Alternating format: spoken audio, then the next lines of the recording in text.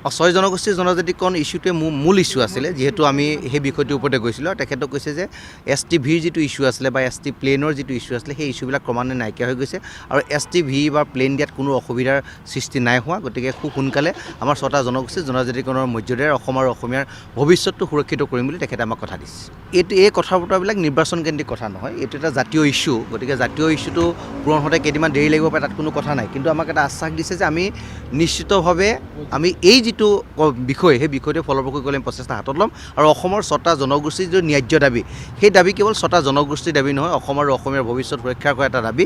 গতিকে এই দাবীটোক ফলপ্ৰসূ কৰি অসমীয়াৰ যিটো ভৱিষ্যত আমি সুৰক্ষিত কৰিম। অতি কম সময়ৰ ভিতৰতে আমি টাই আহোম জনগোষ্ঠীয়ে জনজাতি মৰ্যাদা লাভ কৰিবলৈ সক্ষম হ'ম।